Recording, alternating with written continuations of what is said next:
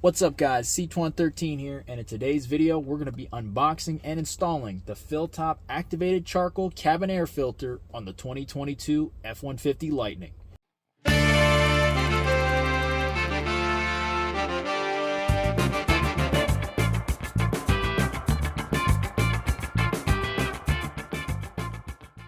Alright guys, so what we got here is the Philtop replacement cabin air filter. Now this, of course, is an activated charcoal cabin air filter, and this should fit in the 2022 F150 Lightning, but of course also any of the recent model year standard F150s, because from what I understand, it's identical. Now I don't own a standard F150, but I'm pretty sure any of the recent model year ones are within the same generation. The Lightning has a lot of carryover components, and definitely I think the cabin air filter is one of those. With that being said, as always, I'll leave the link in the description below if you want to check it out. So I was able to get this thing for about $14. Obviously, prices are always subject to change, so be sure to check out that link if you want to know the latest price. Now let's do the unboxing. There's not really much to it. The box kind of came a little messed up like this, although the filter seems fine, so we'll pull it out. I guess you could say it's a little crushed in on the sides here, but it looks okay, and seems like a good number of pleats. Will obviously compare it with the factory filter though. The good thing I'm noticing is because it is an activated charcoal filter, it's good to see that it actually comes in a sealed bag. So again, when you have an activated charcoal filter, as soon as it's exposed to air, or anytime it is exposed to air, it's going to be reacting with potential compounds in the air, and as a result, shortening the lifespan of the carbon filter itself. So it's pretty cool to see that the activated charcoal filter is actually in a bag. Now, could they have still just put black foam on the inside of the filter to make it darker? Yeah, maybe they could have. But I tend to believe them that this is probably activated charcoal, and putting it in a sealed plastic bag certainly makes it more believable. So let's go ahead and jump into the front. I'll try and get the camera positioned so you can see the glove box, because that's of course what we're gonna have to pull out to get out that old filter. Well, old, I mean, it's what, the truck's only a couple months old, but you know what I mean, the previous filter, and we'll replace it with this new one. We're over here now, got the glove box here. Now, I've already removed pretty much everything from the inside here, aside for the trailer adapters and things like that. But if you've got a bunch of stuff in your glove box, it might be a good idea to remove it first and either place it on the seat or, put it in something else. Just because, we are going to be tilting this thing pretty far back. So if you've got a lot of stuff in the glove box, it might fall out. So what you're going to do is you'll see a little tab right here, and you're going to find an identical one on the other side. And by pushing both of them in with your fingers, you'll see that the detents that hold the glove box from opening all the way like this are now released, and you can now pull it all the way down. When the glove box comes all the way down and it meets resistance, don't just push it down even further, because you'll just break the tabs off. Instead, you're going to lift it slightly up and pull straight out. And you'll see that these little tabs on the bottom here, there's 3 of them. They just engage with your slots on the bottom here, and that's what holds the glove box in place. So I'm just going to place it on the floor here, and then I'm going to try and bring the camera in. It's going to be kind of hard for you guys to see what's going on, but I'm going to try and get you guys in here. Alright guys, so the tripod is not going to fit inside the car, so I'm going to just get my flashlight in position so you guys get a really good view of what's going on in here. So with the glove box out, I haven't touched anything else in here. Right here, that's your cabin air filter. So you're going to have 2 tabs on each side, and then there's going to be these little retention tabs on the bottom. The only actual parts you have to move are on the sides here. Now the difficulty, of course, is you do have this duct right here, so you're going to have to work around that. So we can pull out the other side, but then you're going to have to sort of pull this one in. And then once you do that though, and it goes over that, just be careful to hold it back so it doesn't rip up that gaffer tape there. And then just pull that out. There you go. And there's your cabin air filter. So you can see here's the original. Pretty damn clean, obviously. And we want to follow how the original came out. So you can see the original has these little extended tabs on the top. You want to make sure that's how the new one goes in. All right, I can throw you guys temporarily back on the tripod. Just gonna open this bag up.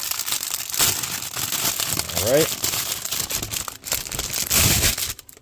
So, per the installation of the original, we're gonna make sure that these tabs are where we need them to be.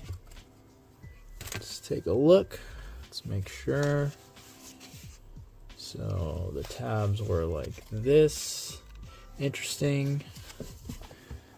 All right, I'm gonna try and, it's gonna be difficult. I'm gonna try and get the camera so you guys can see what I'm doing. All right, so I'm just lining it up. It's pretty dark over here, I know, so it's gonna just be hard for me to show you. But like the original, we're getting the tab on top, the extended little flaps. Seems to be kind of a tight fit. Let's see. Just trying to see why it won't sit super nice in there. It's a little bit odd. Maybe we need to flip these up. So I'm noticing on the aftermarket one right here, you've got these little tabs there, but they're kind of facing down. On the original, there's much larger tabs, but they're kind of folded up on both sides, and I think they might just be in there to take up extra clearance on both sides.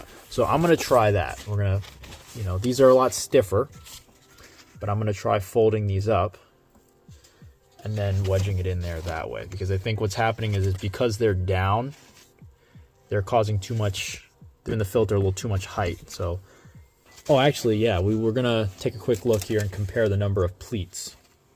So if I had to compare the number of pleats, you know, I'll be honest, I think the Ford filter might have a little edge on that.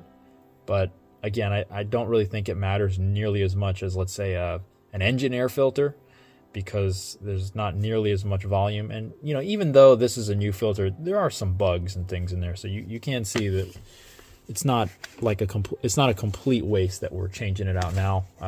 Specifically for me, I just definitely think the carbon, the activated charcoal, will help with odors and that sort of thing. So I'm gonna try and get this in, and then I'll point the camera over once I've got it started. All right, guys, so as you can see, I've got it started on both sides. Again, it seems to be a tight fit, but hopefully this just means that it will stay in place a little better. Oh, hang on, guys. I don't know if you can see this. On this side, it's raised itself up again. All right, hang on. Let's get that a little bit better wedged in there. There we go. That seems to have done the trick. All right, well, let's go ahead and put our cover back on.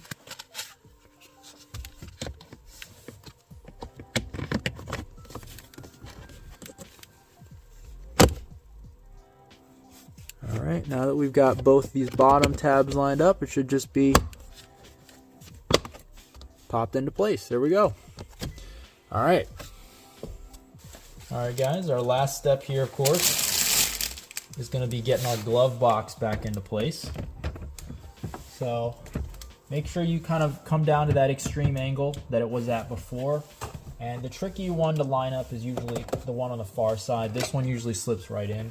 So make sure you're checking over here. Really double check that it's in. It's kind of dark in here, of course, too. So make sure you got a flashlight. Double check. And then push it all the way. And now you can see the stops are working just fine.